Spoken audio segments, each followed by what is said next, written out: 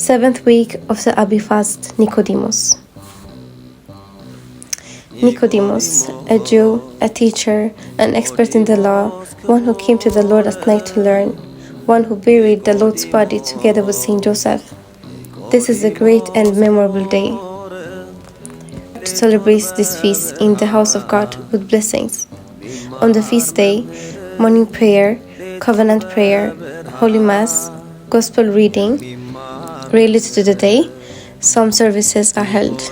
The Church invites us to come and receive the bread of life, nourishment for the soul. Let us meet in the house of the gracious Lord. Address, Vårbergsplan 58. Welcome. Abi fastans 7:e vecka, Nicodemus. Nicodemus, jude, lärare, lagkunnig, som kommer till Herren på kvällen för att lära sig, som begravde Herrens kropp tillsammans med den heliga Josef. Detta är en stor och minnesvärd dag.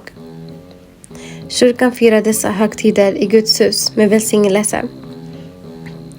På högtiden kommer det finnas morgonbön, förbundsbön, helig mässa, evangelieläsning relaterat till dagen som tjänster hålls. Kyrkan kallar oss att komma och ta emot livets bröd, själens föda. Låt oss mötas i den nådiga Herrens hus. Adress, Vårbergsplan 58.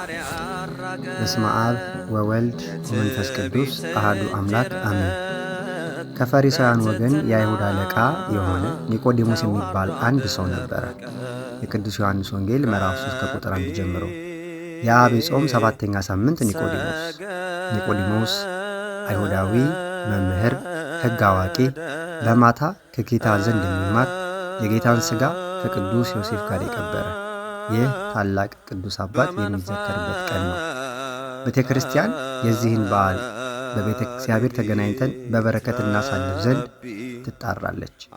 በዕለቱ የነገ ጸሎት፣ ጸሎተ ኪዳን፣ ጸሎተ ቅዳሴ ወይም ሥርዓተ አምልኮ፣ ዕለቱን የተመለከተ ወንጌል፣ የመዝሙራት አገልግሎቶች ይኖሩናል። የሕይወት ምግብ፣ የነፍስ ስንቅ ታገኙ ዘንድ ቤተ ክርስቲያን ጥሪዋን ታቀርባለች።